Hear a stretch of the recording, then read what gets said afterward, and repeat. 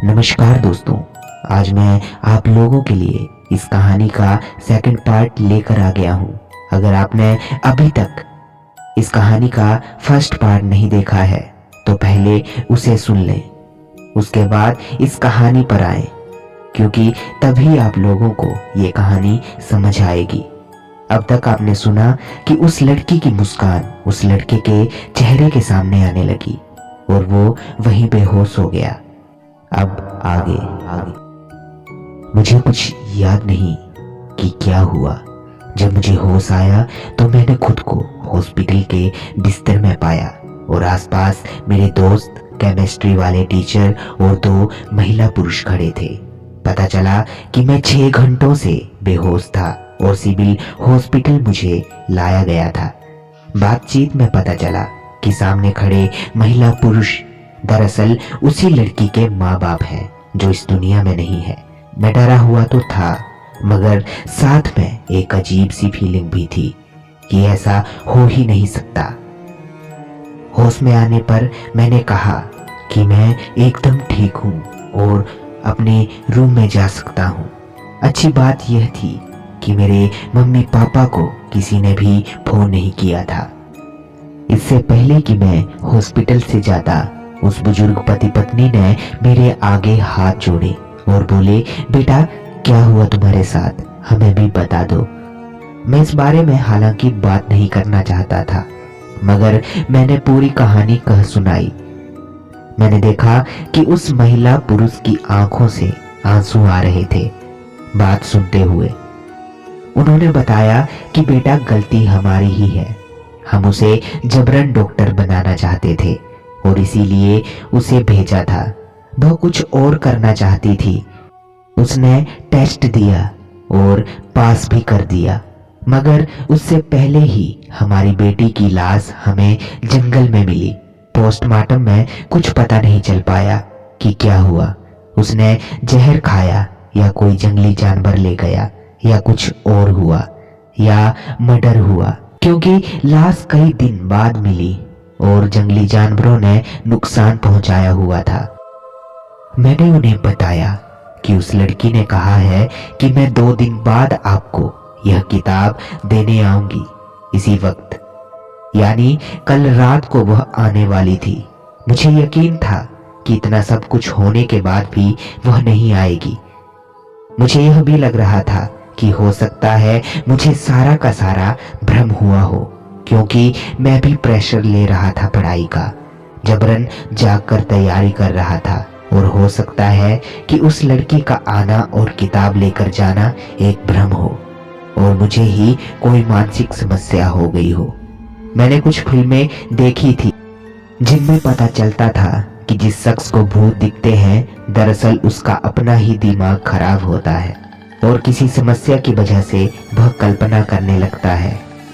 मगर जिस लड़की को मैं जानता नहीं था उसका ही संयोग से भ्रम क्यों हुआ मुझे। खैर, उस लड़की के मम्मी पापा ने मुझसे कहा कि बेटा अगर वो आती है तो तुम उससे एक बात पूछना कि तुम्हारी मौत कैसे हुई थी। मैंने कहा कि मेरा दिमाग खराब है क्या, मैं जा रहा हूँ घर, भाड़ में जाए कोचिंग और भाड़ में जाए आपकी बात। मैंने तुरंत घर फोन किया और घर वालों को सारी कहानी कह सुनाई। उन्हें मेरी कहानी पर यकीन नहीं हुआ। उन्हें लगा कि मैं ही कोचिंग नहीं करना चाहता और मनगढ़ंत कहानी सुनाकर घर लौटना चाहता हूँ। घर से सख्त हिदायत मिली कि जहां मर्जी जाओ, घर मत लौटना कोचिंग लिए बगैर। मैं चिल्लाता रहा और समझाता रहा घर वालों को, मगर उन्होंने एक नहीं सुनी।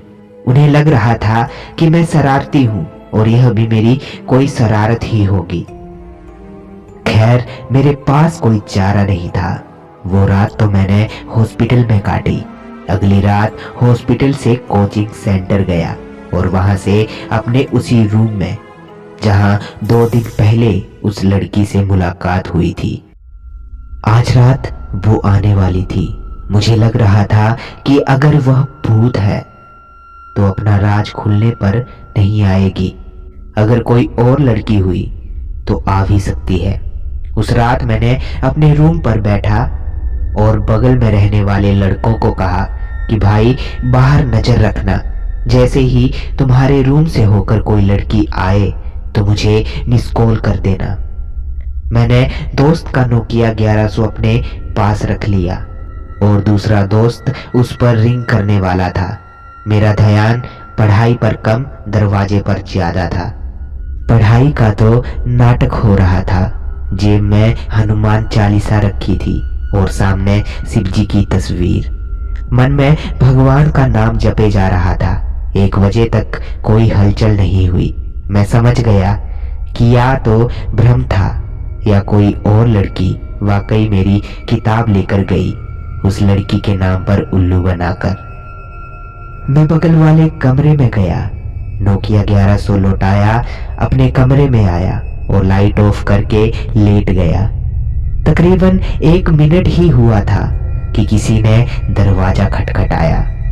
मैंने सोचा कि वही दोस्त आए होंगे। बेबाकी से मैं उठा और तुरंत लाइट ऑन की और दरवाजा खोला। मैंने जैसे ही दरवाजा खोला, सामने किरण खड़ी थी, वही मुस्कुराहट लेकर और हाथ में ऑब्जेक्टिव फिजिक्स की किताब लेकर। मैं हक्का बक्का था। यह वही लड़की थी जो उस दिन आई थी और जिसकी तस्वीर मैंने साल भर पुराने फॉर्म में देखी थी। मैं सन्न था और मेरे मुंह से कोई भी शब्द नहीं फूट रहा था। उसने कहा कि क्या हुआ? मैंने कहा कुछ नहीं। मैं वहीं सन्न खड़ा रहा, मानो शरीर में कोई जान ही नहीं है। मैं हिलडुल नहीं पाया। उसने फिर कहा किताब नहीं चाहिए? मैं इस बीच सोचने लगा कि यह लड़की मरी हुई हो ही नहीं सकती। मैंने उसके पांव पर नजर दौड़ाई जो कि सीधे थे। उसकी आंखें देखी जो भूतों की तरह सफेद नहीं थी। उसके बालों को ध्यान से देखा तो वे उड़ रहे थे हवा के झोंकों से। उसके कपड़े असली थे, उसकी आवाज, शरीर सब असली था। मैं अजीब स्थिति में था, कुछ समझ नहीं आ रहा था। उसने कहा आप ठीक हो? मैंने कहा हाँ। यह पहला मौका था जब उसके आने के बाद मेरे मुंह से शब्द फूटे थे। उसने कहा तो किताब रख दूं टेबल पर? मैंने कहा हाँ क्यों नहीं। मैं एक तरफ हटा और वह मेरे कमरे में दाखिल हो गई और टेबल पर किताब रख दी। अब मेरे मन में 2 विचार आ रहे थे। एक, या तो मैं दरवाजे से निकलकर भाग जाऊं या फिर रुकूं और इस लड़की से बात करके देखूं। मैंने किसी तरह हिम्मत की और रुक गया। मैं आकर अपने बिस्तर पर बैठा और स्टडी टेबल की कुर्सी टेबल के साथ खड़ी उस लड़की की तरफ बढ़ाते हुए कहा बैठो। खड़े क्यों हो? उसने कहा नहीं, जाना है, देर हो जाएगी। मैंने कहा मुझे तो लगा था कि आप आएंगे ही नहीं। मैंने तो कोचिंग सेंटर जाकर आपके बारे में मालूमात हासिल की तो कोई जानकारी नहीं। जब मैं यह बोल रहा था तो उस लड़की के चेहरे की मुस्कान धीरे धीरे गायब होती जा रही थी और वह बहुत गंभीर हो चुकी थी।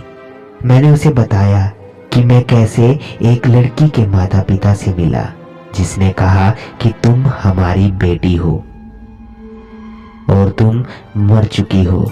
मैं जब ये कह रहा था तो उस लड़की ने अपना सिर झुका लिया और अपने दोनों हाथ एक साथ अपनी गोदी में रख लिए थे। वे बेचैन सी लग रही थी। मुझे घबराहट हो तो रही थी, मगर उस लड़की के ठीक पीछे शिव जी की तस्वीर रखी हुई थी। मैं अजीब स्थिति में था। ना तो यह फिक्र रही कि ये लड़की भूत हो सकती है और मुझे नुकसान पहुंचा सकती है, और ना ही यह चिंता कि मैं किसी और लड़की को गलत समझकर उसे भूत बताकर उसे हर्ट कर सकता हूँ। मैंने उसे बताया कि लड़की के मम्मी पापा ने मुझे तुमसे यह पूछने को कहा है कि तुम्हारी मौत कैसे हुई थी। मेरा यह कहना ही था कि लड़की ने गर्दन उठाई और मेरी तरफ देखा। उसकी आंखों में आंसू थे। मुझे उस लड़की से डर नहीं लग रहा था, मैं अजीब सा भावुक हो गया था। उसने कहा, मेरी मौत? यह कहकर वह थोड़ा रुकी, आंखों के आंसू पहुंचे, मुस्कुराई और बोली, मेरी मौत हो गई होती तो मैं आपके सामने ऐसे थोड़ी ना बैठी होती। मैं तो कभी मर भी नहीं पाऊंगी जब तक मैं मम्मी पापा का सपना पूरा ना कर लूं। खैर, रात बहुत हो गई है। थैंक यू किताब देने के लिए, और आपको ऑल द बेस्ट। उसने यह कहा, मुस्कुराई और उठकर दरवाजे से बाहर चली गई। मैं उसके पीछे पीछे आया और दरवाजा खोलकर बाहर गलियारे में देखा तो कोई नहीं था। मैं घबराया और बगल वाले कमरे में गया जहां लाइट जल रही थी। उन्हें पूरी कहानी सुनाई तो वे यकीन नहीं कर पाए। उन्होंने कहा कि हम खिड़की से बाहर देख रहे थे, तुम्हारे कमरे की तरफ कोई नहीं गया। उन दोस्तों ने समझा कि मैं उनके साथ मजाक कर रहा हूं और उन्हें बेवकूफ बना रहा हूं। मैंने अगले ही दिन अपना सामान बांधा और कहीं और शिफ्ट हो गया। उसके बाद ना मुझे कभी वो लड़की दिखी, ना कभी मुझे कोई सपना आया। लेकिन हाँ, उस चीज को याद करके मैं आज दिन तक डरता आया हूं। मगर फिर एहसास हुआ कि उस लड़की ने मुझे कोई नुकसान नहीं पहुंचाया। वह जो भी चीज थी, आज तक सोचता हूं कि वह क्या था, सपना था या मेरा कोई भ्रम था। तो दोस्तों, ये थी आज की कहानी। अगर आप लोगों को ऐसी ही हॉरर स्टोरीज चाहिए तो हमारे चैनल को सब्सक्राइब करें और हमारी छोटी सी यूट्यूब फैमिली का हिस्सा बने। तो मिलते हैं अगली कहानी में, तब तक के लिए धन्यवाद।